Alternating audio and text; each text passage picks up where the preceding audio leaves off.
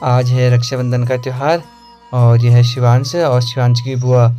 तो शिवांश की बुआ शिवांश को रक्षाबंधन बांधेगी। कई लोगों को हमने देखा वो गंगा जी के किनारे वस्त्र धो रहे, पहले वहां स्नान किया और उसके बाद अपने वस्त्र वहीं गंगा जी में धोए। अपने कम थे जो हरिद्वार आए और 2-4-10 पाप वहां से भी लेके गए।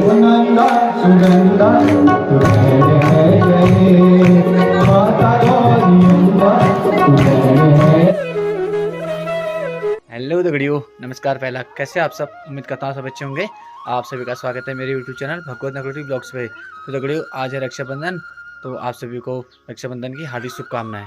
यह मेरा भतीजा शिवांश है, इसने तो राखियाँ भी पहन लिया। कितने राखियाँ पहनी देखा तूने? अरे बाप रे। नमस्कार, पहला आप सबको रक्षाबंधन की हार्दिक शुभकामनाएं। ये मेरा भांजा, तो बहन भी आ रखी है। ओए रियांश, क्या कर रहा है तू? क्या कर रहा है? तू नहीं पहनी राखियाँ, अखरोट खा रहा है? ये है मेरा दोस्त दीपांशु मेहरा। अच्छा, ये मेरा बड़ा भांजा दीपांशु, शिवांश का दोस्त है। शिवांशु आपका दोस्त है? हाँ। अच्छा, ये क्या कर रहा है? मुर्गा छाप। कहाँ से लाया? दीपांशु मेहरा ने दिया। अच्छा, दोस्त ने। क्या कर रहा है? मुर्गा छाप को अच्छा, हाथों फूटेगा? हाँ? जला ही नहीं। ये है लखू, इसका नाम है गोलू। ये इसका नाम है चंदू। ये है पिंकी, इसका नाम है प्यारी। अच्छा, इसका नाम प्यारी है। हाँ। यह है शिवांश और यह है शिवांश की बुआ।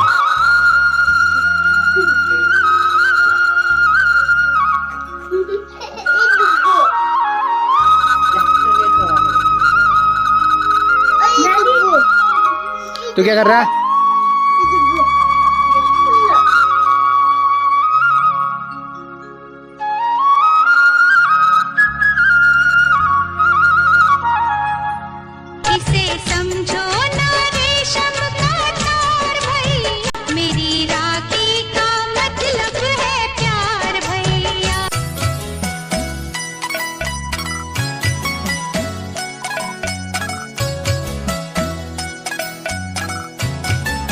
क्या खा रहे हो तुम अभी? पूरी। अच्छा, पूरी खा रहे हो? कहाँ है पूरी? लो। अच्छा, शाबाश, वहाँ पर रख दे। तू क्या खा रहा है? पूरी। पूरी खा रहा है? अच्छा, मैंने अपना मगन है।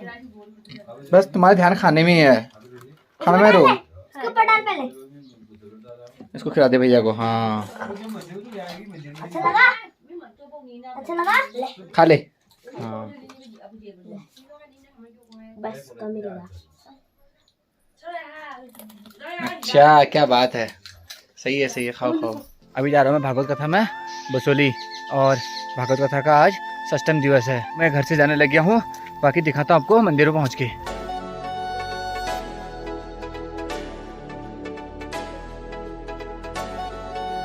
दोस्तों, मैं बसोली मंदिर में पहुँच गया हूँ और कथा भी शुरू हो गई है, और आप सब भी ब्लॉग में बने रहे हैं।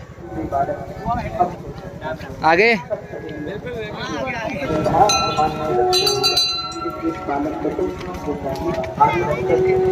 महाराज विचार कीजिए कि जन्म देते ही जिस बालक को त्यागना पड़े उस माँ पर क्या बीते। लेकिन कुंती जी का जीवन बचपन से ही संघर्षमय रहा। राधा सूतस्य भार्या वै तया सौ प्रार्थिता सुता कर्णो भूत बलवान वीरः पालितः सूत पत्मिनी। कहते हैं एक सूत उस गंगा के किनारे पर रहते और उनकी कोई संतान नहीं थी। उनकी पत्नी का नाम था राधा, उनकी कोई संतान नहीं थी। तो एक दिन दोनों पति पत्नियों ने विचार किया कि हमारी कोई संतान नहीं, हम कहाँ जाए, क्या करें। तो कहते हैं दोनों पति पत्नियों ने विचार किया कि क्यों ना माँ गंगा से प्रार्थना करें। गंगा जी तो त्रिभुवन कारक, जगत कल्याण करने वाली है। तो गंगा जी के किनारे आ गए और माँ गंगा जी से प्रार्थना करने लगी। माँ त्रिभुवन तारिणी सरज देवी सुरेश्वरी भगवती देवी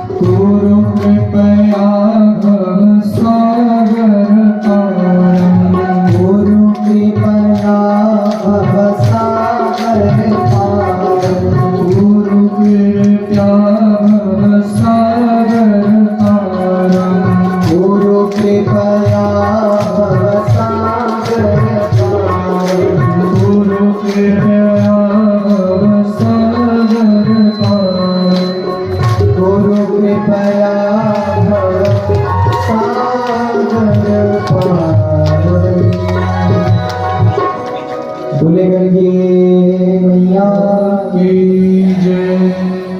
तो गंगा जी को प्रणाम करके, गंगा जी को पुनः पुष्प अर्पित करके, गंगा जी को नमस्कार करके फिर जल से बाहर आओ, फिर स्वच्छ वस्त्र धारण करो, फिर गंगा जी का पूजन करो और पुष्पांजलि आरती करके, आरती पुष्पांजलि करके फिर गंगा जी से लगाओ। ये नियम है। तो लेकिन आज तक तो महाराज क्या कहें, लोगों को दिखी गंगा जी और दौड़ते हैं लोग वैसे ही, न प्रणाम न नमस्कार न कुछ, सीधे गंगा जी में छलांग लगे, कोई तैर रहा है, कोई खेल रहा है। अरे ऐसा करोगे तो बाहर का मैल तो मिट जाएगा, तो कुछ होने वाला नहीं है, कुछ नहीं होगा। महाराज आप तो पाप की बात करते हो, एक पाप नहीं मिटेगा, कुछ नहीं होगा, बल्कि पाप और लेके जाओगे साथ में। कई लोगों को हमने देखा वो गंगा जी के किनारे वस्त्र धो रहे, पहले वहां स्नान किया और उसके बाद अपने वस्त्र वहीं गंगा जी में धोए। एक दो को हमने देखा वो गंगा जी में स्नान किया और महाराज साबुन लेकर गए हुए गंगा जी में नहा रहे और साबुन लगा रहे, वही नहा रहे। अरे भैया अगर खेल नहीं है तो स्विमिंग पूल में नहा लो ना, फिर गंगा जी में क्यों आए? लाखों लोग रोज नहा रहे, क्या सबके जिनके पाप कट नहीं रहे लेके जा रहे हैं साथ में? अपने कम थे जो हरिद्वार आए और 2-4-10 पाप वहां से भी लेके गए।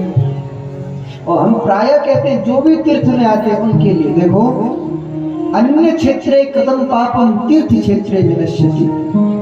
आपने अन्य क्षेत्र में कोई पाप हो गया, कोई भूल हो गई, कोई गलती हो गई, तो उसके प्रायश्चित स्वरूप तीर्थ यात्रा होती है ना। मान लीजिए कोई पाप हो गया तो आप हरिद्वार जाइए, गंगा जी में स्नान, और जगह के पाप तो तीर्थ में कटेंगे, और तीर्थ में पाप करोगे तब कहाँ कटेंगे? तो बोले महाराज फिर कटेंगे नहीं, फिर वज्र के समान हो जाएगा। जो पाप तीर्थ में किया जाता है वहाँ वज्र के समान हो जाता है, फिर कितना भी दान पुण्य तीर्थ करने से वो पाप कटता नहीं है, उसको तो भोगना ही पड़ता है। इसलिए मेरा निवेदन है, कई लोग बड़ी दूर दूर से आते हैं गंगा जी में, हमारे कई लोग गंगा जी के किनारे शराब लेकर के बैठे हुए, शराब पी रहे गंगा जी में। अब बोलो क्या होगा उनका? तो उनको तो खूब पीटा गया, उनको अच्छा हुआ था। ऐसे लोगों को पीटना ही चाहिए। गंगा जी की महिमा का बोध करो। गंगा साक्षात विष्णु है, साक्षात भगवान का चक्र। तो आज दोनों पति पत्नी ने गंगा जी की उपासना की। तो कहते हैं तभी गंगा जी ने दोनों के नेत्र बंद है। कहते हैं वो जो अधिरथ है उनकी पत्नी राधा वो रो रही, ये माँ मैं भी एक स्त्री हूँ लेकिन मुझे कोई संतान नहीं, क्या मुझे माँ बनने का सुख नहीं मिलेगा? एक स्त्री के लिए सबसे बड़ा सुख क्या है? जब उसका बच्चा उसको माँ कहकर के पुकारता है, उससे बड़ा कोई सुख नहीं। हे माँ, जैसे तू जगत माँ है, क्या मैं माँ नहीं बन सकती? कहते जब सच्चे हृदय से वो रोने लगी, कहते जैसे नेत्र खोला तो क्या देखा कि गंगा जी में पिटारी बह रही। अब तो राधा ने अपने पति से कहा, बोले महाराज देखो उस पिटारी में क्या है। देखा महाराज दूर से एक बालक रो रहा है। दौड़े दोनों पति पत्नी गंगा जी से उस पिटारी को लेके आए, बड़े खुश हो गए, प्रसन्न हो गए, धन्य हो माँ तूने हमें पुत्र दे दिया। माँ को प्रणाम किया और उस बालक को लेकर घर आ गए। महाराज सूर्य के समान उस बालक का तेज, जन्म से ही शरीर पर स्वर्ण जड़ित कवच और कानों में कुंडल दे दिया। एक दिन कर्ण की गोद में से परशुराम जी सोए हुए थे। कहते तभी परशुराम जी को गहरी नींद आई हुई थी। कर्ण धीरे धीरे हवा कर रहे थे, गुरुदेव सोए हुए थे। कर्ण बड़े गुरु भक्त, कहते कभी एक कीड़ा आया और कर्ण की जंघा को काटने लगा, और जंघा को काटने लगा तो मनुष्य काटते काटते जंघा में छिद्र कर दिया, अंदर प्रवेश कर गया, काटते काटते पैर बड़ा सा गड्ढा अपने पैर में कर दिया, छिद्र कर दिया।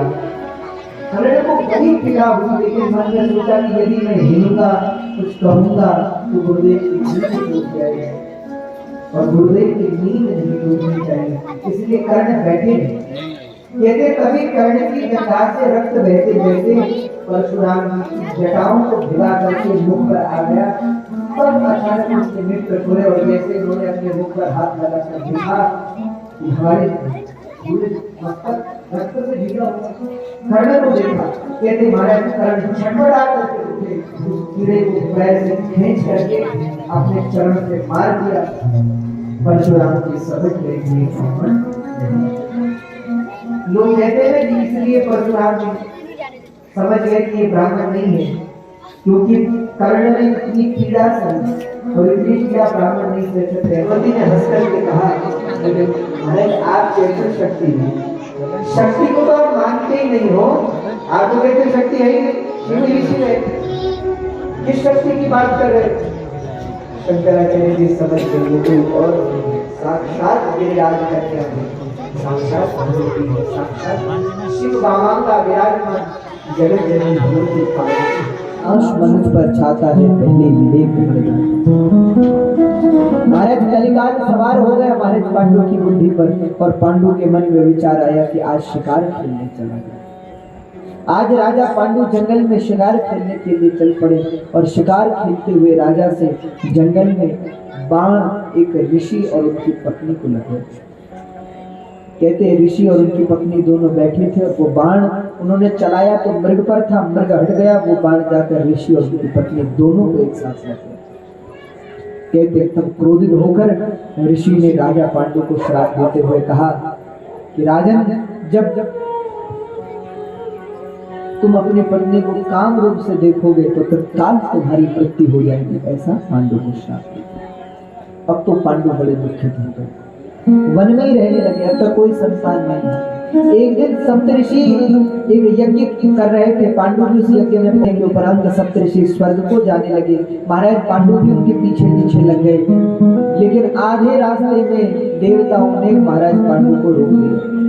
महाराज पांडु ने कहा कि आपने हमें क्यों रोका? तो देवताओं ने कहा तुम पुत्रहीन हो, तुम्हारी संतान नहीं है, इसलिए तुम स्वर्ग नहीं जा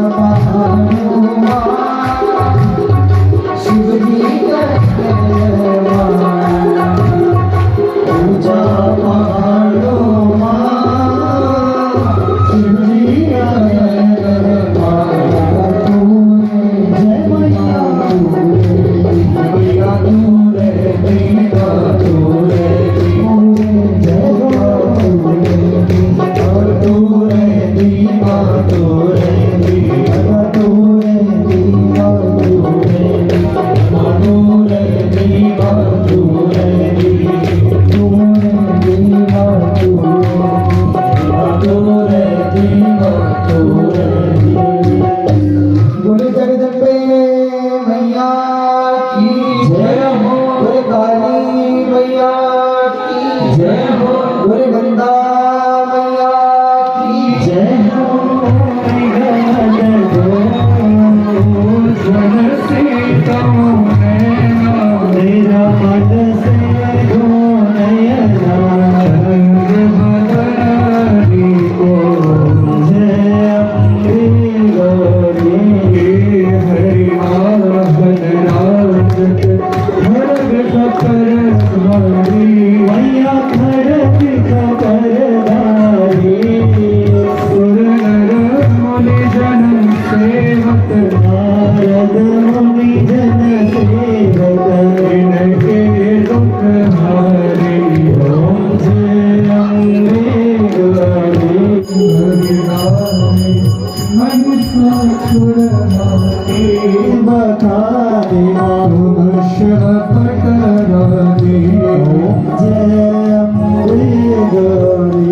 तो दोस्तों आज थी सत्येंद्र की कथा और आज के कथा के समापन हो गया है, तो सभी लोग घर को जाने लग गए हैं।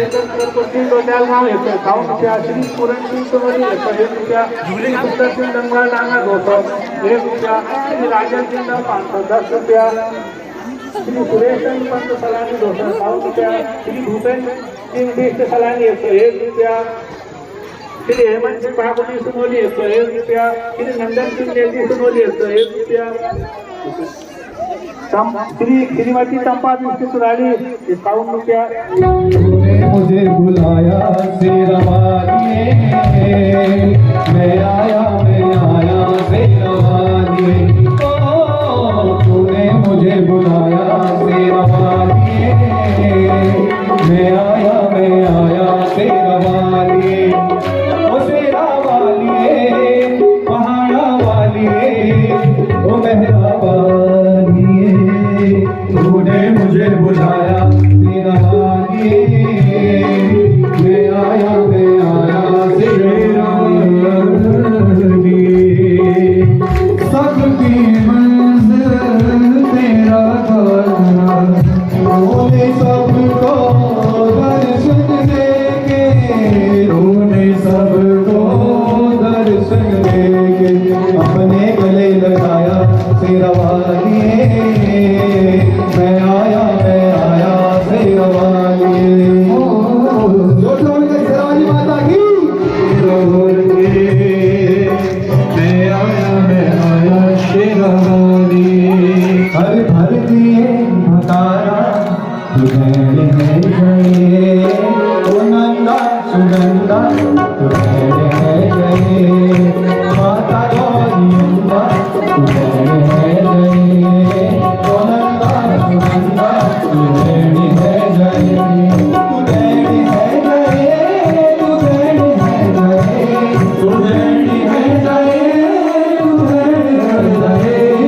ओ नंदा जय हो, ओ नंदा सुगंधा तुझे है गए, माता सुगंधा तुझे है गए, ओ नंदा सुगंधा तुझे है गए, माता सुगंधा तुझे है गए।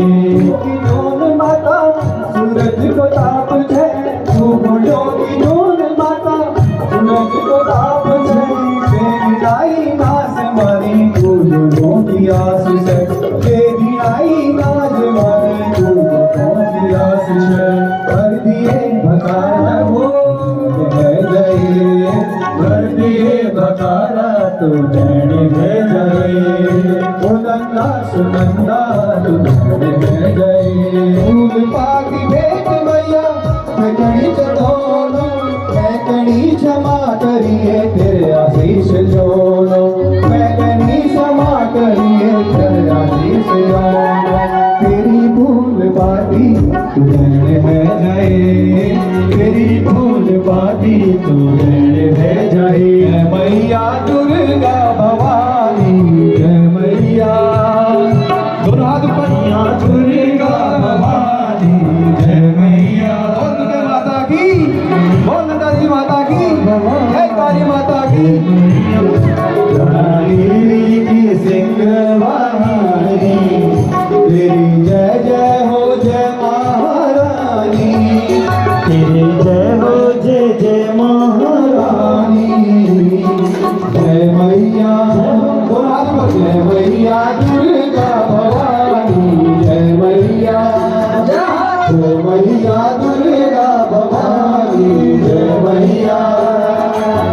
मैया दुर्गा भवानी, जय मैया। दोस्तों आज थी सष्टम जोश की कथा और आज की कथा का भी समापन हो गया है। अच्छी कथा सुनाई जा रही है पंडित आयुष कृष्ण नयन महाराज जी द्वारा। काफ़ी दूर दूर से श्रद्धालु लोग कथा सुनने आ रहे हैं। बाकी सब आप मेरे ब्लॉग के माध्यम से देख ही रहे होंगे। तो मैं आज के ब्लॉग का समापन भी यहीं पर करता हूँ। बाकी सब आप मेरे ब्लॉग के माध्यम से देखते ही हैं। अगर आप सबको मेरा ब्लॉग पसंद आता हो तो प्लीज़ मेरे चैनल को लाइक करें, शेयर करें और सब्सक्राइब करें। मिलते हैं फिर आपको एक नए ब्लॉग पे। तब तक के लिए बाय बाय।